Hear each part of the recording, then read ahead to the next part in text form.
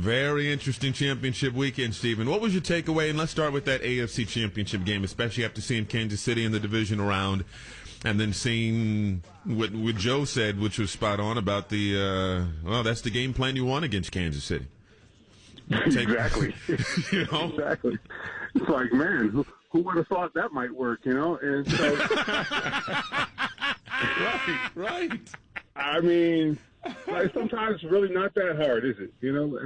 But here's the thing. I mean, football is such that you can, who knows? I mean, you can have the greatest game plan, but, the execution is everything. So the Patriots executed theirs. That's what it boils down to. I mean, at the end of the day, a lot of things work on paper. But if you get out there and you do something different than what you drew up, then it doesn't matter how well you drew it up, right? And so I think that, as much as anything, was the coach problem, right? And I just think when they failed to get into a rhythm and stress that Kansas City defense, that was where the game kind of fell apart, and that happened pretty much immediately. So as it relates to yesterday, I just think, look, I mean, leave it to Bill Belichick. I mean, I don't think this was some genius game plan necessarily. I just think that he knew what they had to do, and they found a way to execute it and find the weakness of that team. Kansas City scored what they always score. They scored 31. That's what they do. Okay, the Patriots outscored them. I mean, look, that's basically what it is. 31 is what I gave the Kansas City Chiefs last week. I figured 31 to something. I think it was 28. Obviously, I was off on that, but I think they scored 31 in the close game. So, I mean, 31 is what they scored. 31-13, yeah. Yeah, so that's, I believe it was 37-31. Am I right about that? So, I mean, that's what the Chiefs do, man. And the Patriots just, they found the blueprint, and the blueprint wasn't that hard. But again, it boils down to execution. Of course, the next two Patriots did. All right, it's amazing the way that it was totally dominated by the Patriots. 44 minutes of possession to 21, 524 to 290 when it came to yards, 36 first downs to 18, and yet Kansas City still wins the game if D Ford lines up onside. I mean, how scary is that to think about the future of what Kansas City could be if they get any semblance of a defense? Oh yeah, I am not any less bullish about Kansas City's future. There's no question about it. I mean, the quarterback's like, 24? Okay, 23, 24? I mean, I'm not any less bullish. And at the end of the day, they've got guys on offense who are under contract for a while, and then they've got the ability to retain some guys on defense and maybe add some pieces to what they currently have. So having Mahomes on that rookie contract is going to be everything, obviously. Now, that's going to enable them for 3 more years or so to have some real financial flexibility. So I think they'll be able to address that defense in the ways it needs to be dealt with. I mean, they don't need a lot, okay? I mean, they've got horses up front. They got to find a way to retain all those guys, which will be difficult. But certainly they don't need Deion Sanders. They just need some competent play on the back end of that defense. And I think that's something that, you can find relatively easily. So I think the Chiefs will be fine in the long term. How should the New Orleans Saints fans be channeling their anger today? I mean, just don't murder anyone. Don't murder anybody. Anything outside of that is understandable. I mean, let's be honest. I mean, they got robbed. The memes, by the way, on social media are out of control. I just saw one where Hulk Hogan is drop kicking the receiver, and it's like, no foul, brother. No penalty, brother. You got to check this out. I should have retweeted it. It's unbelievable. So I mean, it's just right for all kinds of memes. Yes. It's unbelievable. But I mean, I saw where Sean Payton apparently said he got a call from the head of officials. And he was like, yeah, we screwed up. I mean, would you want to know, or would you rather him just not say it? I mean, I don't even know. I don't know what I prefer. Yeah. I mean, now I really want to kill someone. Right. So I don't know, man. I hate it I didn't have anything invested in that game necessarily, but the Saints were the favorite pretty much, most of the season, and to see them not go for that reason, that hurts for them, man. I know some Saints fans, and I know how they're feeling today, and that's got to hurt, man. No question about it. acceptable punishment. We've already heard of, during the year they did fire an official in the middle of the year. Do you fire? Because these were the best of the best, so they did something to get there, but now you just, give them a postponement of being able into the postseason for a while, or is it fireable? See, here's the thing. All right, most jobs, all right, fine, fire the guy, that's fine. But I don't know if that necessarily prevents it from happening again. That's the problem. I'm not against that. I mean, everybody's got to have accountability on their job, right? So I'm totally fine with accountability. There's no problem with that. The only problem with that, as I said, is how does that necessarily ensure it doesn't happen again, right? I mean, does that all of a sudden make every other official start making the right calls? No, I mean, they've been under the gun for a long time. Even if they were being fired, I mean, they've been under a lot of scrutiny lately, and there's still a lot of terrible calls being made.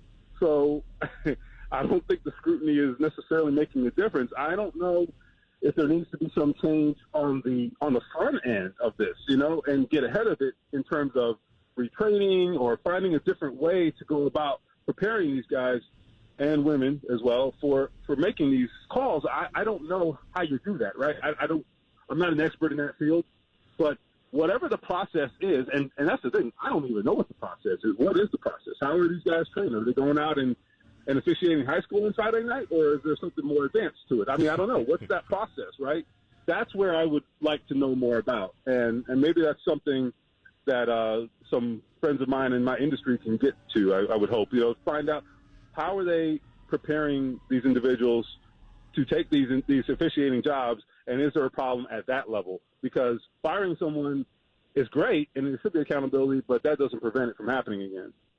And there have always been questionable calls. There's always been, bad calls. One of the things that's worth acknowledging is the environment that we're in now, where there are 75 angles on these plays. Yeah. It's being replayed multiple times. Millions of people are watching. And gambling is as crazy as it's ever been. So there are and then on Monday there are 70,000 talk shows. So right. Missed call like that, which was completely wrong and horrible and should never have been missed. And also social media, like you said. Now we got a whole there wasn't a Andre the Giant meme in '95. You know what I mean? So it's a different day and age, and so the scrutiny goes up with all those things considered. Yeah, it does, and that's why it's a tough job, man. And I don't envy would that never at do all. it. Okay? I would exactly. Why would I put myself in position to be ridiculed by millions of people? I mean, and here's the thing: you can't win because somebody's fans are going to be upset at you no matter what. Yes. Even if you do your job well. So, no, I don't want it. You can have that job. I'm not interested in the least. But that being said, someone's got to do it. And you're right. It is a very, very difficult job. And I don't know. I don't have any answers for them in terms of, how to deal with that scrutiny. It just is what it is. That is just part of the deal. But you are right. I had a tweet over the weekend about, I retweeted that ESPN tweet about, I guess it was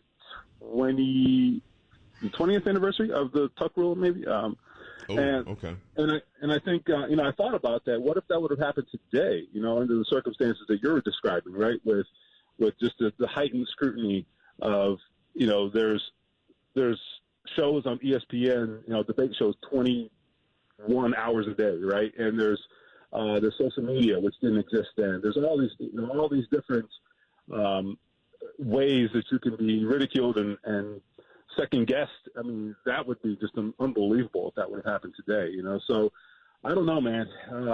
But I just know that can't happen. I don't know that I've seen a more blatant miscall even in the regular season. I mean, it's unbelievable. All right, Stephen, talking about punishments and things that can't happen, I saw that Denis Quarles got $13,000, a fine for over $13,000 for his dance. What in particular was he just too close to the referee? Did he look like he was trying to get money from the referee? I mean, I guess I don't get it. I thought you were allowed to be able to, as stupid as it was, you don't do it down 24/7, but yet I just thought that whole thing was bizarre. I think the explanation, as I got it, was that he was just doing his dance, and the official just happened to be there. Now, he must be an idiot if he didn't see the official. I don't think he's an idiot. No, he could have touched him. Right, exactly. He should have said, "Hey, excuse me, if you don't mind," Yeah. and then maybe it'd have been okay.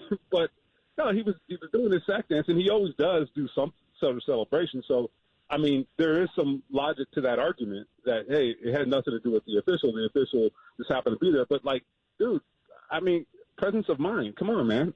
You know, I mean, he's right there. Do you think there's maybe the opportunity this could be misconstrued? Yes. Okay. Yes.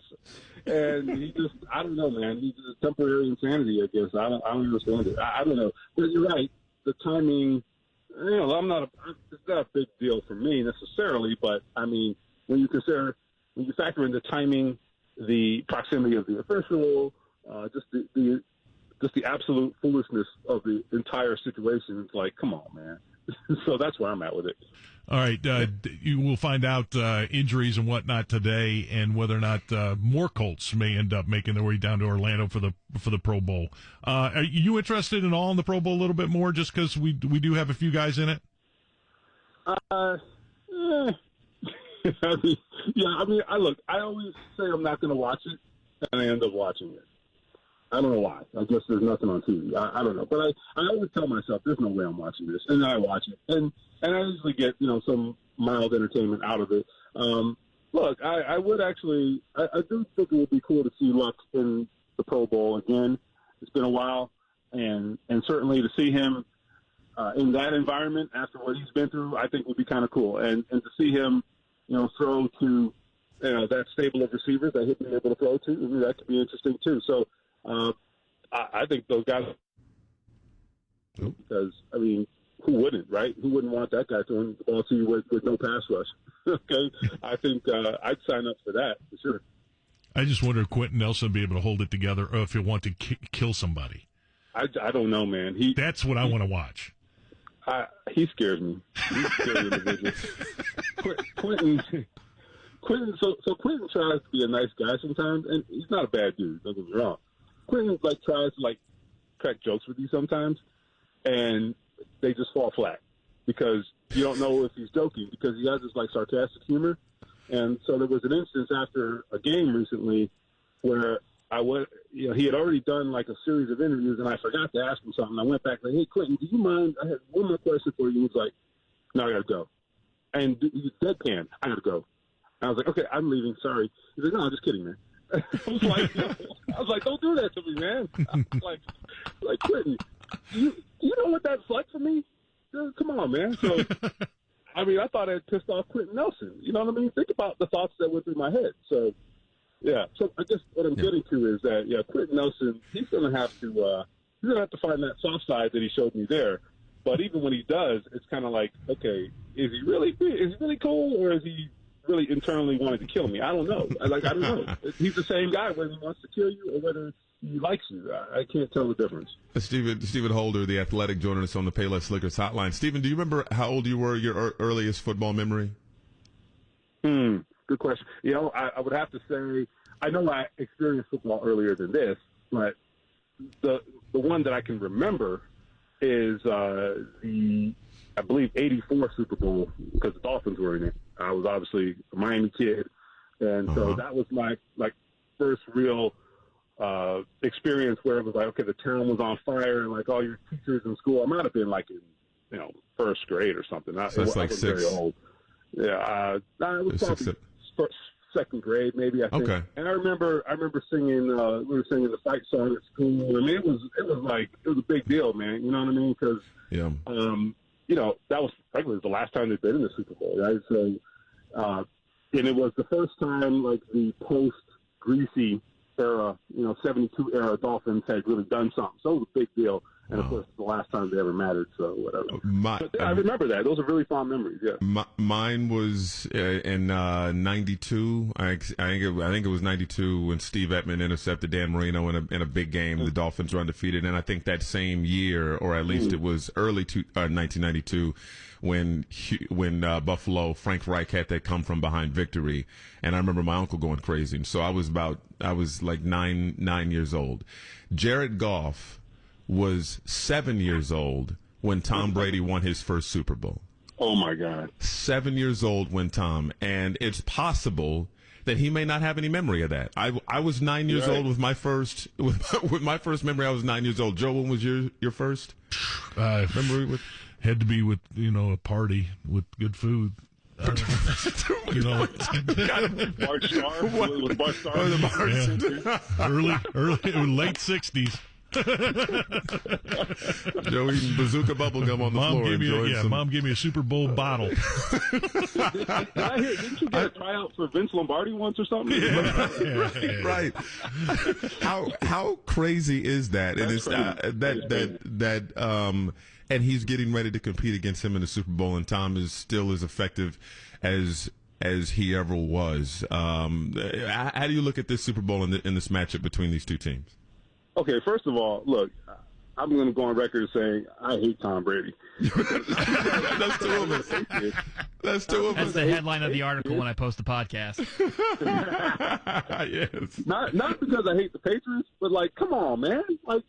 Like the other 40-somethings, how bad are you making us look? I mean, come on, man. Right. Dude, right. I mean, come on.